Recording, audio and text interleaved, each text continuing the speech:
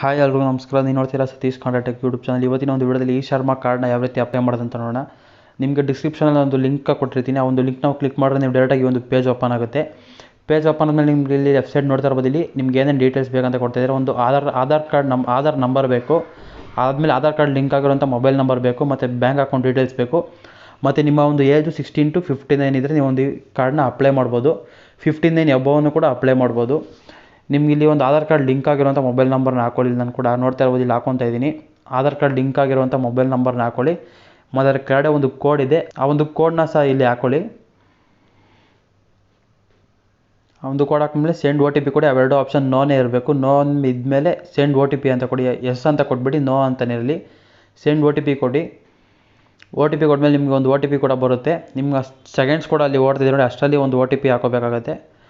OTP ಬಂದಮೇಲೆ ಇಲ್ಲಿ OTP ಹಾಕೊಳ್ಳಿ. OTP ಹಾಕೊಂಡ್ಮೇಲೆ ಸಬ್ಮಿಟ್ ಕೊಟ್ಮೇಲೆ ನಿಮ್ಗೆ ಈ ರೀತಿ ಓಪನ್ ಆಗುತ್ತೆ.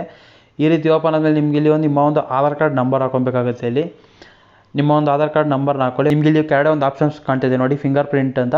ಅದನ್ನು OTPನ ಸೆಲೆಕ್ಟ್ ಮಾಡ್ಕೊಳ್ಳಿ. ಮತ್ತು ನಿಮ್ಗೆ ಇಲ್ಲಿ ಒಂದು ಕೋಡ್ ಕೂಡ ಕಾಣ್ತಿದೆ, ಆ ಒಂದು ಕೋಡ್ನ ಸಹ ಇಲ್ಲಿ ಸೆಲೆಕ್ಟ್ ಮಾಡ್ಕೊಳ್ಳಿ. ಆಮೇಲೆ ನೀವು ಸಬ್ಮಿಟ್ ಅಂತ ಕೊಡಬೇಕಾಗುತ್ತೆ.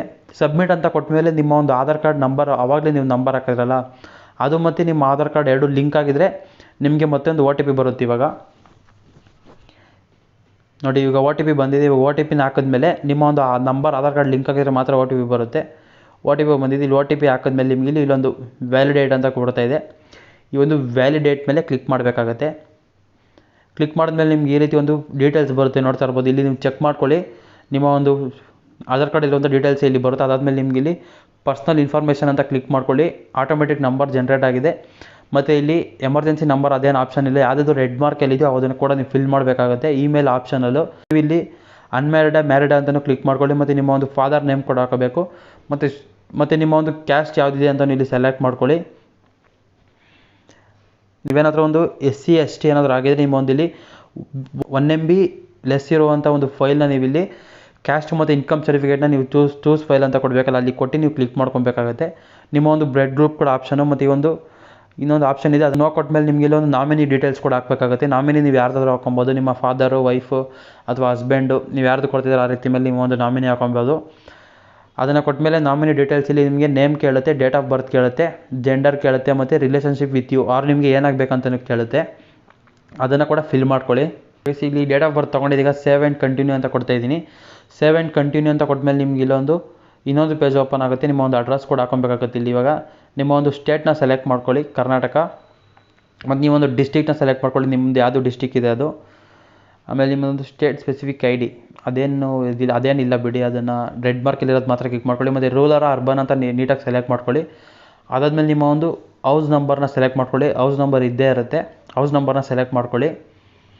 ಅದಾದಮೇಲೆ ಇಲ್ಲಿ ಕೆಳಗಡೆ ಲೊಕ್ಯಾಲಿಟಿ ಅಂತಿದೆ, ಅದು ಆಪ್ಷನಲ್ಲಿ ನಿಮಗೆ ಬೇಕಾದ್ರೆ ಸೆಲೆಕ್ಟ್ ಮಾಡ್ಕೊಬೋದು. ಲೊಕ್ಯಾಲಿಟಿ ರೆಡ್ ಮಾರ್ಕಲ್ಲಿರೋದು ಮಾತ್ರ ನೀವು ಫಿಲ್ ಮಾಡಲೇಬೇಕು.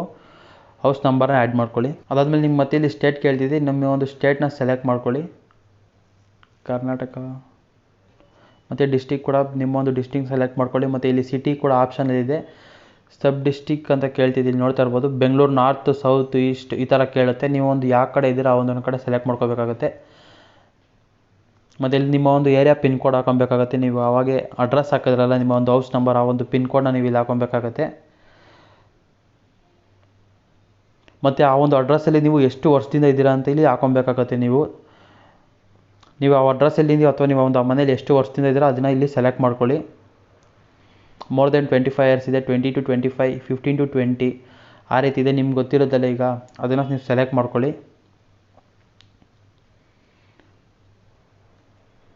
ಸೆಲೆಕ್ಟ್ ಮಾಡ್ಕೊಂಡು ಮತ್ತೆ ಸೇವ್ ಆ್ಯಂಡ್ ಕಂಟಿನ್ಯೂ ಕೊಡಿ. ಅಲ್ಲೊಂದು ಟಿಕ್ ಮಾರ್ಕ್ ಇದೆ, ಅದನ್ನು ಟಿಕ್ ಮಾಡ್ಕೊಳ್ಳಿ. ಅದಾದಮೇಲೆ ಸೇವ್ ಆ್ಯಂಡ್ ಕಂಟಿನ್ಯೂ ಕೊಡಿ. ಮತ್ತು ನಿಮ್ಗೆ ಇನ್ನೊಂದು ಓಪನ್ ಆಗ್ತಿದೆ. ಇಲ್ಲಿ ನಿಮ್ಮ ಒಂದು ಕ್ವಾಲಿಫಿಕೇಷನ್ ಏನಂತ ಕೇಳ್ತಾ ಇದೆ. ನೀವು ಏನೋ ಒಂದು ಓದಿದ್ದೀರಾ ಅಥವಾ ಏನೂ ಓದಿಲ್ಲ ಅಂದರೆ ನೋ ಲಿಟ್ರೇಟ್ ಅಂತ ಕೊಡಿದೆ, ಅದನ್ನು ಕೊಡಿ. ಏನಾದರೂ ಓದಿದ್ದೀರಾ ಅಂದರೆ ಅಲ್ಲಿ ನಿಮ್ಗೆ ಗೊತ್ತಿರುತ್ತೆ ಏನೇನು ಓದಿದ್ದೀರಾ ಅಂತ, ಅದನ್ನು ನೀವು ಸೆಲೆಕ್ಟ್ ಮಾಡ್ಕೊಳ್ಳಿ. ಇಲ್ಲಿ 10th ಇದೆ, technical degree, technical agriculture, technical crafts ಅಂತ ನೀವು ಏನು ಓದಿದ್ದೀರ ಅದನ್ನು ಸೆಲೆಕ್ಟ್ ಮಾಡ್ಕೊಳ್ಳಿ. ಅದಾದಮೇಲೆ ನಿಮಗೆ ಮಂತ್ಲಿ ಇನ್ಕಮ್ ಸ್ಲ್ಯಾಬ್ ಅಂತ ಇದೆ. ನಿಮ್ಮ ಒಂದು ತಿಂಗಳಿಗೆ ನೀವು ಎಷ್ಟು ಒಂದು ಸಂಬಳ ಬರುತ್ತೆ ಅನ್ನೋದನ್ನು ಇಲ್ಲಿ ಆ್ಯಡ್ ಮಾಡ್ಕೊಳ್ಳಿ.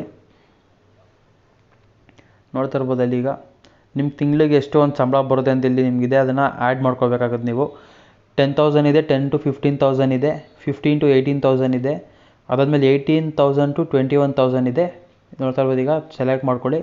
ಅದಾದ್ಮೇಲೆ ಮತ್ತೆ ಸೇವ್ ಆ್ಯಂಡ್ ಕಂಟಿನ್ಯೂ ಕೊಡಿ.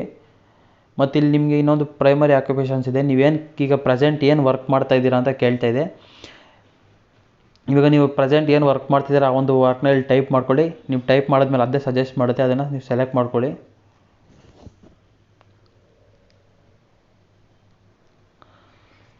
ಅದಾದಮೇಲೆ ನಿಮಗೆ ಆ ಒಂದು ಕೆಲಸ ನೀವು ಎಷ್ಟು ವರ್ಷದಿಂದ ಮಾಡ್ತಾಯಿದ್ದೀರಾ ಅಂತ ಇಲ್ಲಿ ಕೂಡ ಇಲ್ಲಿ ಹಾಕೊಬೇಕಾಗುತ್ತೆ. ನೀವೀಗ ಏನು ಕೆಲಸ ಸೆಲೆಕ್ಟ್ ಮಾಡಿ ಅದನ್ನು ಎಷ್ಟು ವರ್ಷದಿಂದ ಮಾಡ್ತಾಯಿದ್ದೀರಾ ನೀವು ಅದನ್ನು ಇಲ್ಲಿ ಸೆಲೆಕ್ಟ್ ಮಾಡ್ಕೊಳ್ಳಿ. ಈಗ ಕ್ಲಿಕ್ ಮಾಡ್ಕೊಂಡ್ಮೇಲೆ ನಿಮ್ಮ ಮತ್ತೆ ಇಲ್ಲಿ ಸೇವ್ ಆ್ಯಂಡ್ ಕಂಟಿನ್ಯೂ ಅಂತ ಕೊಡಿ. ಸೇವ್ ಆ್ಯಂಡ್ ಕಂಟಿನ್ಯೂ ಅಂತ ಕೊಟ್ಟಮೇಲೆ ನಿಮ್ಗೆ ಇಲ್ಲೊಂದು ಬ್ಯಾಂಕ್ ಡೀಟೇಲ್ಸ್ ಅಂತ ಮತ್ತೆ ಇನ್ನೊಂದು ಪೇಜ್ ಓಪನ್ ಆಗುತ್ತೆ. ಈಗ ನೀವು ಇಲ್ಲೊಂದು ಬ್ಯಾಂಕ್ ಅಕೌಂಟ್ ನಂಬರ್ನ ಹಾಕ್ಕೊಳ್ಳಿ. ಇಲ್ಲಿ ನೀವೇನೇನು ಹಾಕೊಬೇಕಂದ್ರೆ ಇಲ್ಲಿ ಬ್ಯಾಂಕ್ ಅಕೌಂಟ್ ನಂಬರ್ ಹಾಕೊಬೇಕಾಗುತ್ತೆ, ಮತ್ತು ಕನ್ಫರ್ಮ್ ಬ್ಯಾಂಕ್ ಅಕೌಂಟ್ ನಂಬರ್ನ 2 ಸತಿ ಹಾಕೊಬೇಕಾಗುತ್ತೆ. ಅಕೌಂಟ್ ಹೋಲ್ಡರ್ ನೇಮ್ ಕೂಡ ಹಾಕೊಬೇಕಾಗುತ್ತೆ, ಮತ್ತು IFSC ಕೋಡ್ನ ಕೂಡ ಹಾಕೊಬೇಕಾಗುತ್ತೆ. ನಾನು ಇದನ್ನು ಸ್ಕಿಪ್ ಮಾಡ್ತಾಯಿದ್ದೀನಿ, ಲೇಟ್ ಆಗುತ್ತೆ ಇದನ್ನೆಲ್ಲ ಫಿಲ್ ಮಾಡೋದಕ್ಕೆ, ಅದಕ್ಕೋಸ್ಕರ ಸ್ಕಿಪ್ ಮಾಡ್ತಾಯಿದ್ದೀನಿ.